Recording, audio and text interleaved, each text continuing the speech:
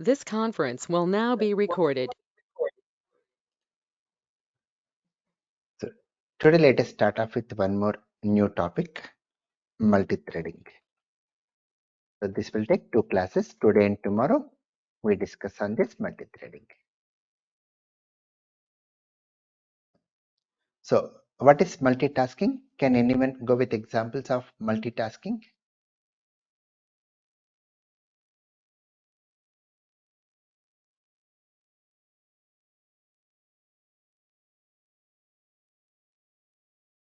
Like opening multiple applications. Like in my case, I've opened Notepad, Eclipse, GoToMeeting like this. Okay. Then you are listening to the songs and typing some document in Microsoft Word. This type of things only we call multitasking. Then what is a thread? So the meaning of thread is like a task what we do under one, the process what we do under one task. Like example, if you take Gmail, Gmail is what? It's a task here. Gmail is a task. Then in this Gmail, how many compose windows we can open? Gmail is a task here, right? So how many compose windows we can open in this Gmail? Multiple. So every compose window what we open, this is a thread here. So this is a thread. So threads are part of a task. Threads are part of what? A task. A single task. Since we are able to open multiple threads, means your Gmail supports multi-threading. Your Gmail supports what here? Multi-threading. Then if you take one compose message, how many attachments we can do here? How many attachments we can do? Multiple. Multiple, right? Every attachment, whatever you are doing, we call it as a thread here. And when attachments are going on, I can even type the subject and body of the message. So these attachments are also what here? This is also a thread. This is also a thread. This is also a thread. So these all threads belongs to this thread again. So which we call thread group. Thread group means collection of threads. We call it as thread group. And the advantage of going for multi-threading is performance. So we need not wait, one thing should get completed. So if you go with not a multi-threaded application, if you attach a file until one attachment is over, I cannot attach second one, means we are waiting for that. So performance will get degraded. If I go for multi-threading, you need not wait, one thing should get complete. So the advantage of going with multi-threading is performance. To increase the performance of application, we go for multi-threading. So how to define a thread is like, a thread is a lightweight process under execution within a process. So if you take Gmail as process, the lightweight process are like compose messages, attachments. Then one more good example is GoToMeeting. So in this GoToMeeting, I can show my screen, it's a thread. I can speak with you, it's a thread. I can record the class, it's a thread. All the things are happening simultaneously. So this GoToMeeting is also multi-threaded. And the advantage is multi-threading is used to increase the performance of application. Right? Let us understand more what is the need of going with these threads, how performance can be increased with an example. Like whenever we run a Java program, it goes to main method first. Whenever we run a Java program, it goes to main method. In main method, we want to find sum of even. So we'll call a method sum even, which returns the sum of even numbers. Similarly, we want to find sum of odd numbers. Here we define the methods like int sum even, where we write some code which returns the sum of even numbers. Similarly, we go with a method sum odd, which returns the sum of odd numbers. So whenever we run a Java program, which method gets executed first? Main method. So from main method, whenever it says sum even, the control will jump from here to here. It enters into sum even method. And when the total sum even method is executed, then only the control will go back to the main method. So in the case of traditional programming, in the case of ordinary programming, whenever you call a method, the control will jump to the method, and when the total method is complete, then only the control will go back to main method. Again, when you call summod, the control will jump to summod method. When the total method is executed, then only the control will go back to main method. So this is the approach it follows in traditional programming. Now, let us suppose when some even method is getting executed by CPU, your CPU may be free. Like when your application is going with some input output operations, reading some input from keyboard, displaying something on screen, your CPU will be free. So when CPU is free in some even method, we cannot allocate that CPU time to some odd method in the case of traditional programming.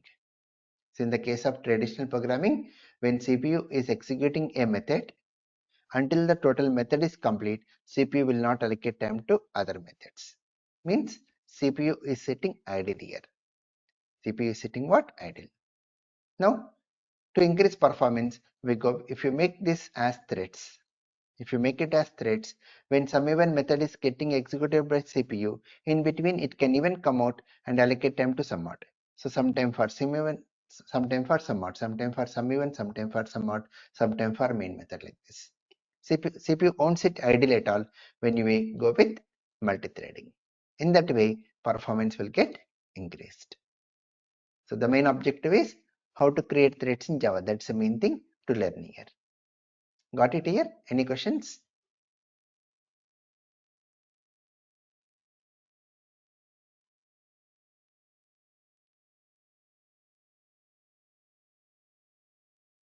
Right?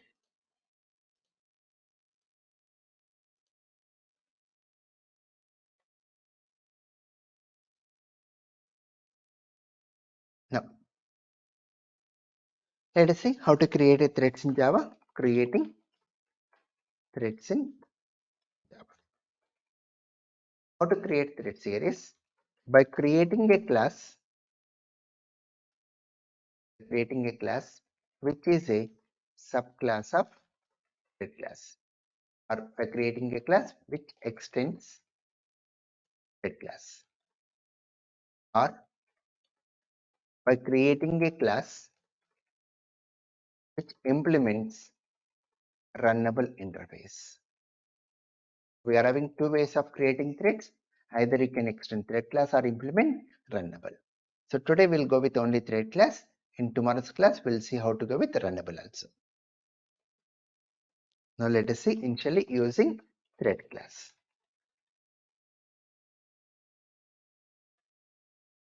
How to go with thread class is just create a class, my thread extends thread. And very important point, thread is concrete class. The meaning of concrete class is fully implemented. Fully implemented means not abstract. Opposite of abstract only concrete. Means does not have any abstract methods. In thread class, there are no abstract methods. Opposite of abstract. Now, when a class extends concrete class, do we need to override any methods compulsory?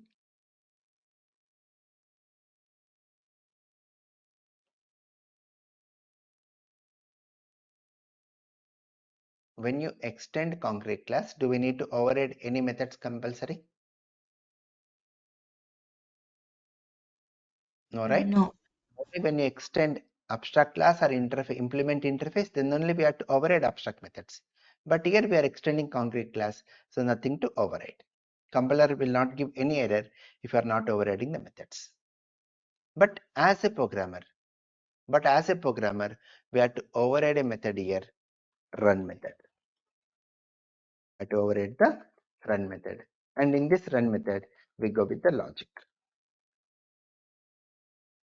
Logic of your thread, we keep it in run method. Like you can even call other methods like some even, some mod also. Now, How to invoke this run method? That's a major thing to understand here. How to invoke run method is create object of your thread class. Create object of my thread class, and by using this object invoke start method. So whenever you say start, it is going to create a thread here, creates a thread and invokes run method. Whenever you say start, then the object will become thread and internally it is going to invoke run method. If you say t.start, it is ordinary programming. So it will go to run method until total run is over, it won't come out at all. So to go with multi-threads, we have to compulsory make use of start. Without start, no concept of threads. Right? So I'll prove you today what is the difference between when I say t.start, what is going to happen, when you say t.run, what is going to happen. That difference I'll show you practically. Now, state transition diagram of a thread.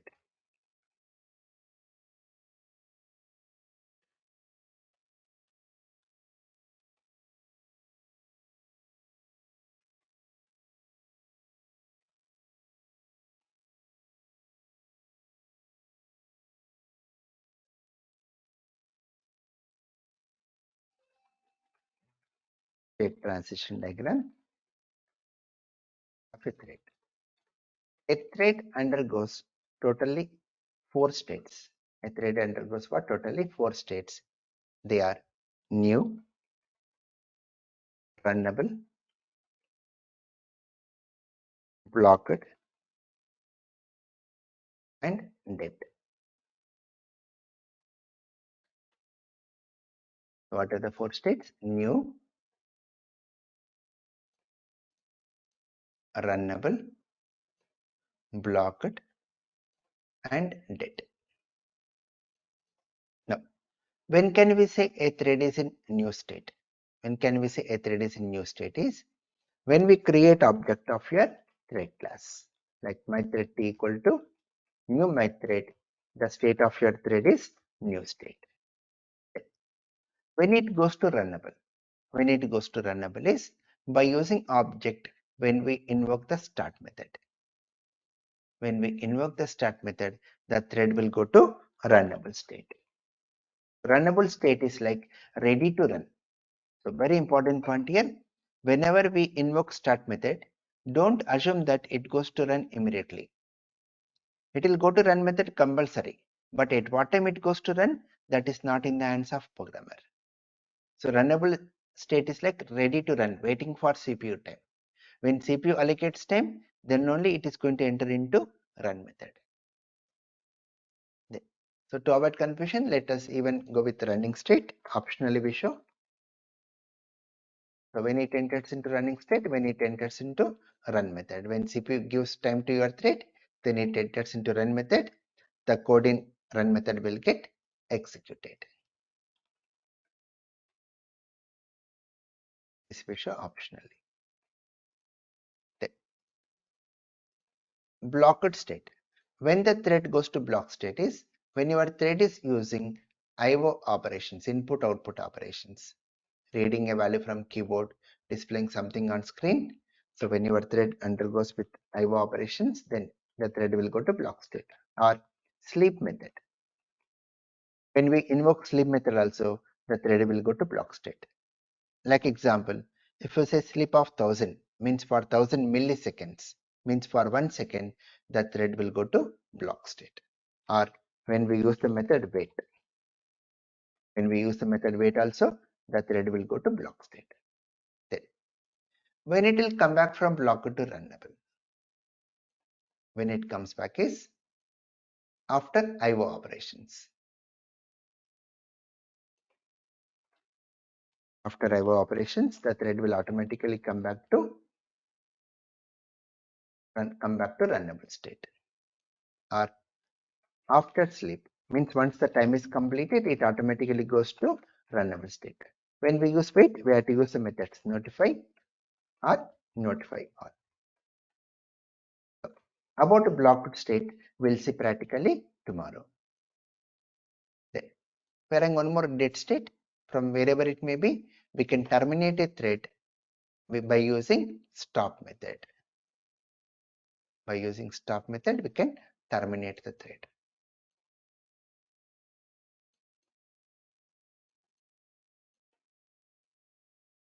Right? So we'll understand the diagram slowly as we start writing the programs.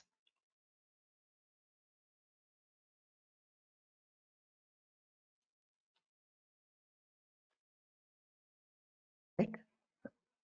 So any questions, anyone?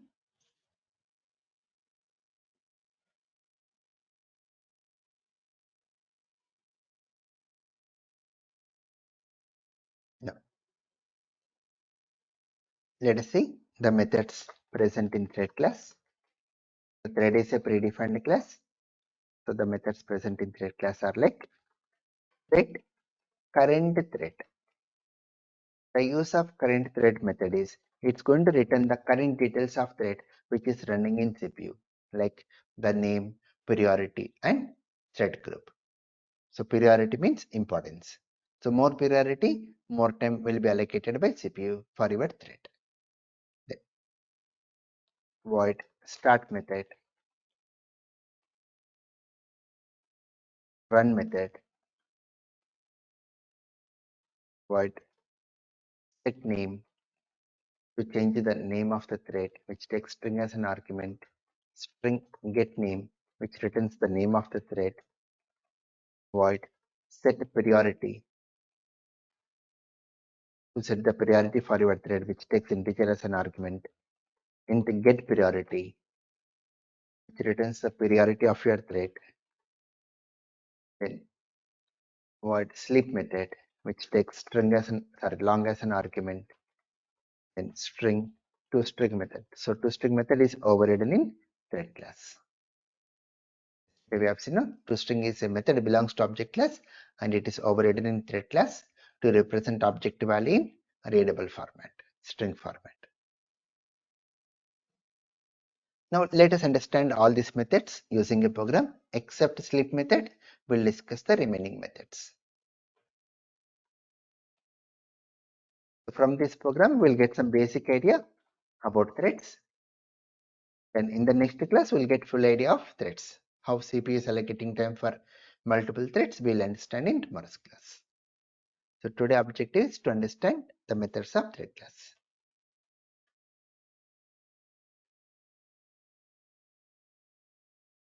To store thread related programs, let us create a package.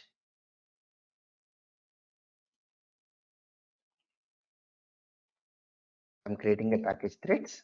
Now right click on package and say new class thread methods demo.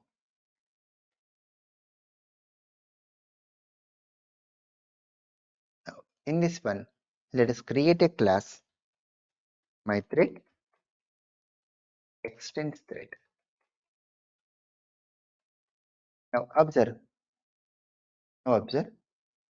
Are you getting any compile time error when we extend thread class? No, we are not getting any compile time error because thread is concrete class, so nothing to override.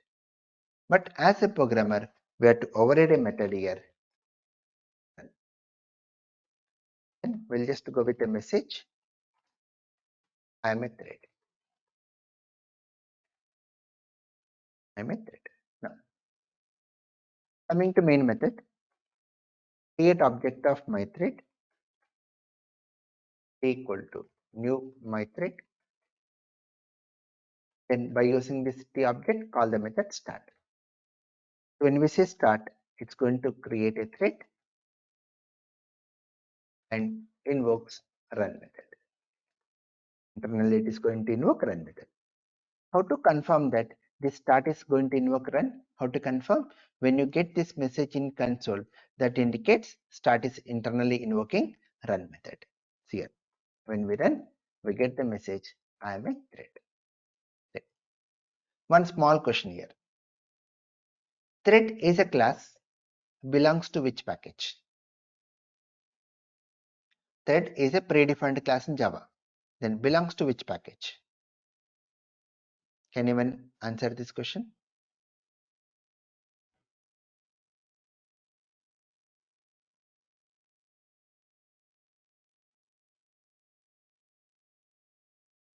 I've already discussed on this.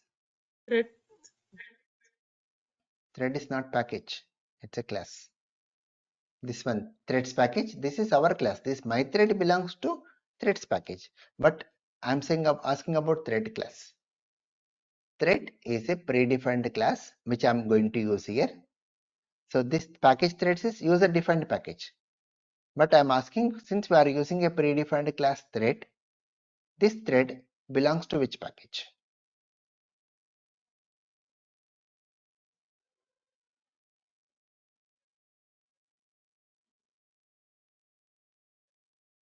So a small question. Whenever we are using a class or interface without writing import statement, which package will get imported automatically to every Java program? Lang package. Right, land package. Very good. Now you say the answer. Thread is a class belongs to which package? Lang pack. Land package, right? Thread is a class belongs to which package? Land package. Simple blind rules we have to remember. So whenever we are using any predefined class or interface, and if you are not writing import statements, simple rule is the class or interface belongs to java.land package. So here, just keep mouse pointer on this. You can see java.land thread, right? Now let us see the methods of thread class. The main objective is methods of thread class. Let us go with the first method. Thread t equal to thread dot current thread. Now print the object t. Print the object t here. Now see the output now. The use of current thread method is it's going to return the current details of thread which are running in CPU that will come and store into t object which I'm printing over here. Now see when we run, we get to see the output thread -0. See, understand here, whenever we say t dot start, a new thread will be created and the name given to this thread is thread-0. Thread-0. If you say one more thread like t1 dot start, if you create one more object and if you say t1 dot start and the name what it gives, thread-1. Like that continues, thread-2, thread-3, like that it goes on. Okay. Then what is this file? It's a priority of your thread. So whenever you create a new thread, the default priority what it gives is 5. And main, it's a thread group. So whenever we run the program, the first thread what it is going to create is main thread. Under that main, I'm creating subthreads. So this main, we call it as thread group. Now, let us create one more thread. My thread, t1 equal to new my thread. Then we'll say t1 dot start.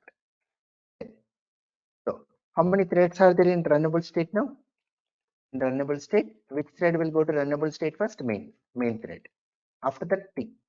So whenever we say t dot start, this t thread will go to runnable state. What's the name given to this? Thread-0. And after that, t1. So t1, what is the name? Thread-1. Now, so to avoid confusion, let me remove this main thread. Now you say, out of these two threads, t and t1, which thread will get executed first?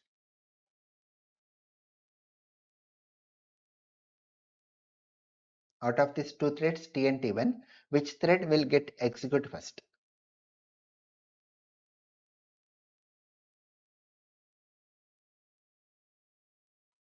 Let us run and check it. So which thread is executing first? T, because the name is thread-0. So t thread is getting executed first. Let me run again. Now see which thread is executing first? T1. Let us run again. Now T1 only.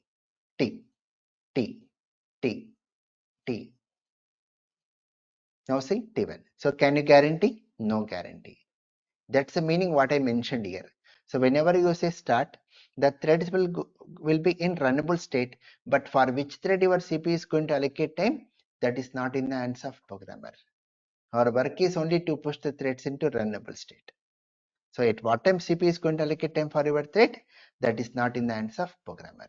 So which is proved by showing this output to you. Clear everyone? Any questions? Sir, one question. In public void run method, thread t is equal to thread dot current thread. Can you Right. explain that statement, sir? So current thread is a predefined method, belongs to thread class. The use of this method is it's going to return the name of your thread, the priority and thread group. These all details it is going to return, and that all details are stored in tthread, which I'm printing here. Got it? So who is taking care of returning all this? This current thread method.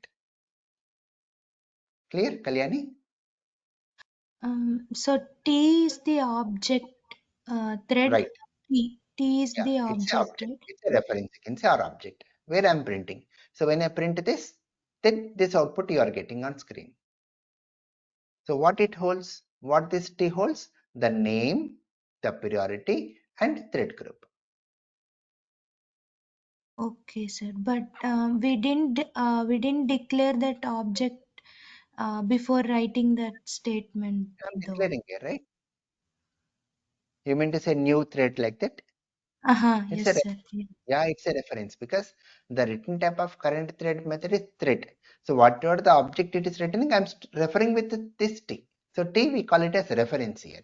Reference and object, a small difference. Reference, Mm-hmm. it's referring to an object memory. So Okay, object so contains actual data. mhm. What about the T in the main This T is class? different, this T is different. Mm-hmm. So this is an object here, which is referring to this object memory. So my thread, new my thread, it's an object. So this T is referring to this object. So you can say T is an object. But here, Mm-hmm. since I did not new operator, we call it as reference. Okay, sir. Thank you. Okay. Now, now instead of start, if I go with run, instead of start, if I go with run, then how many threads are there in this program now? See here, when we run the program, how many threads are there? Only one thread main. So this is an ordinary program. So threads are not created here at all.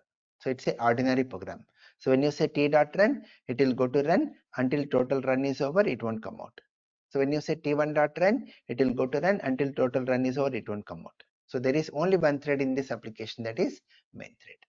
So whenever you want to create a thread, we have to create a thread using start only. Without start, no concept of threads. And start will search for run method to invoke. Now, who is taking care of printing this output? Which method is taking care of printing this output in this format?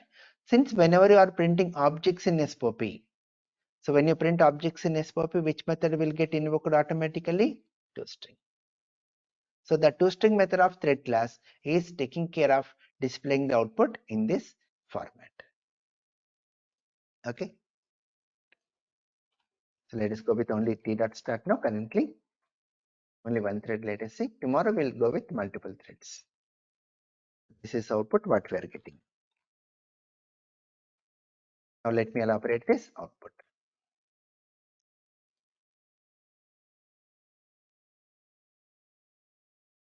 In this thread-0,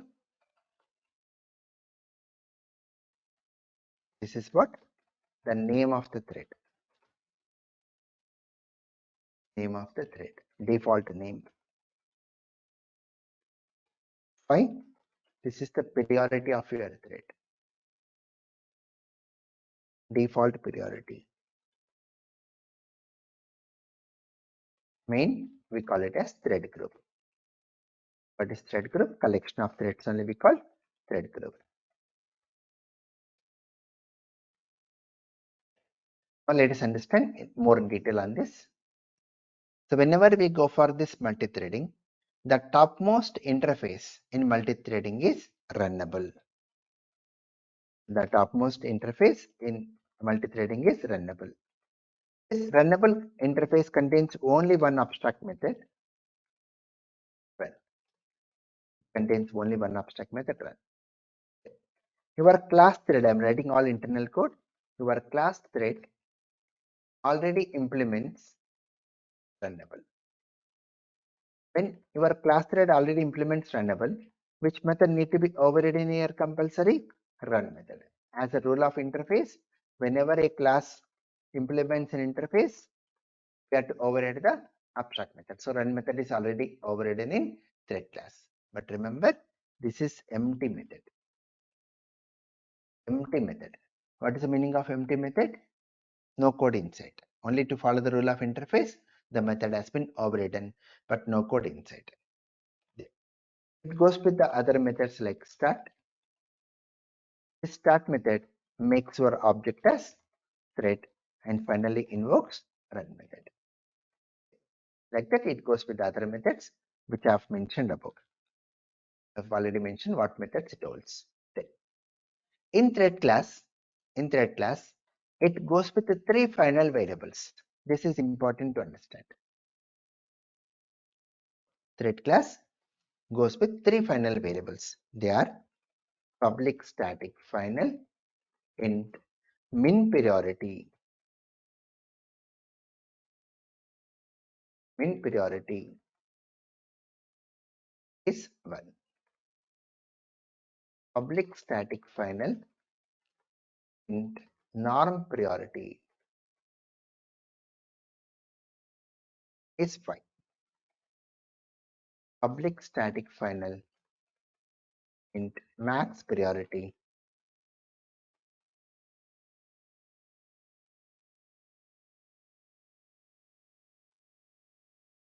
is 10. So that means for a thread, we can give priority between 1 to 10 only. And the default priority is 5. So whenever we create a new thread, how it knows that it has to take 5 priority? It will come to thread class, takes this normal priority value and gives that priority over here. Clear everyone? Any questions up here?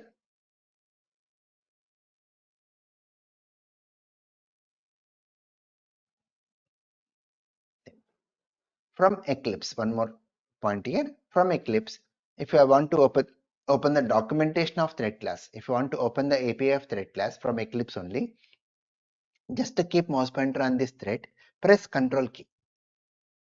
Press Control key, and if you just click here, press Control key and click here, then the documentation will be opened here. See, class thread implements Runnable, and it goes with the methods. And see, you can see even the final variables here. You can see the final variables: min priority, normal priority, and max priority. Okay, so you can even see the document from directly from Eclipse also. Right? Now let us see the methods of thread class. The default name what it has given, say thread-0. We want to change the name. How to change the name?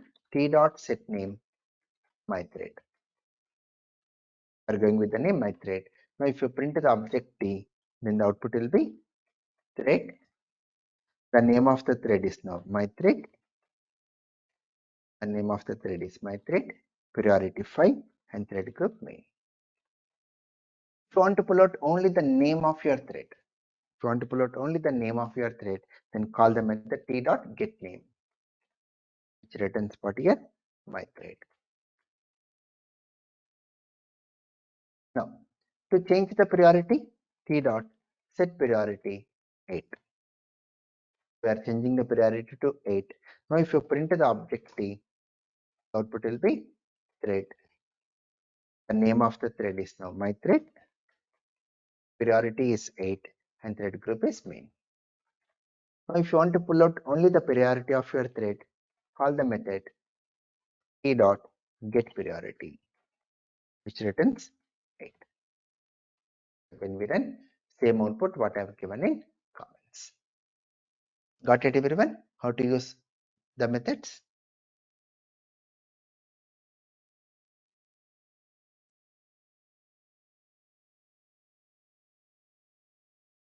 Right? Now, one very important one. If I go with the priority as 18,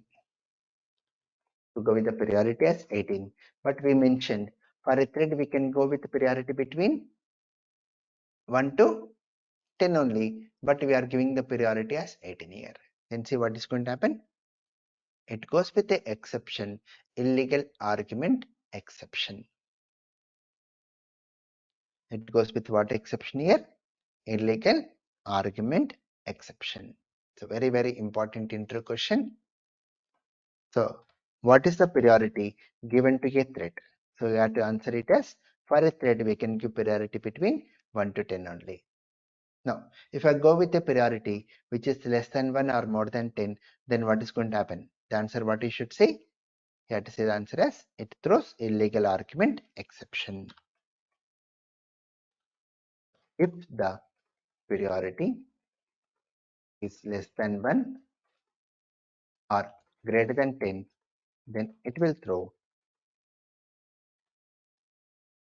illegal argument exception.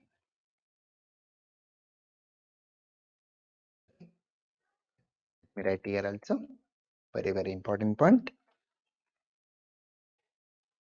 If the priority is less than 1 or greater than 10, then it will throw illegal argument exception. This illegal argument exception, is it a checked exception or unchecked exception?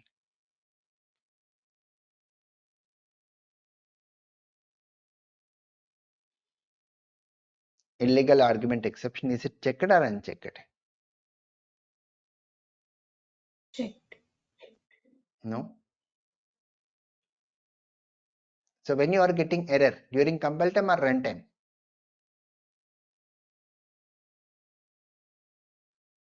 When you got exception during compile time or runtime? Runtime. Runtime. So all runtime exceptions are checked or unchecked?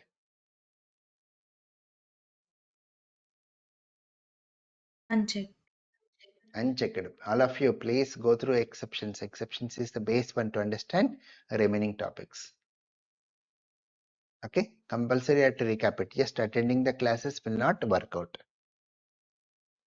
Okay, you have to recap it again and again. So I said the blind rule. If you are getting any runtime exception, they are categorized as what? All runtime exceptions are categorized as unchecked exceptions. Checked exceptions are taken care by compiler. It's compile time errors. Unchecked is runtime exceptions, runtime errors. Then this illegal argument exception is a subclass of which class?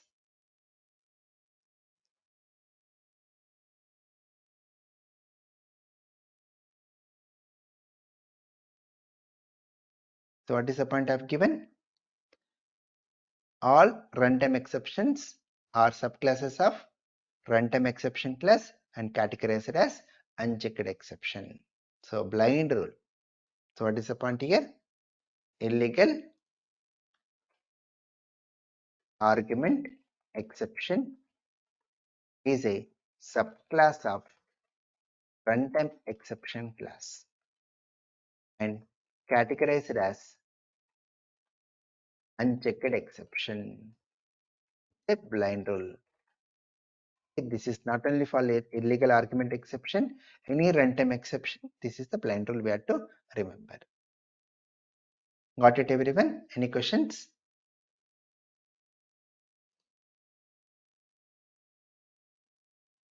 Right? Let me stop here today. Please practice this. Then only you can understand tomorrow's class. Tomorrow will be complex part. The only difficult topic to understand in Java is multithreading related to code Java. Okay, remaining topics are very simple. So to understand tomorrow's class easily, please join the class after going through this. Please go through this compulsory before you join the class once again. Then tomorrow's topic will be easy for us to understand. Okay. Thank you all.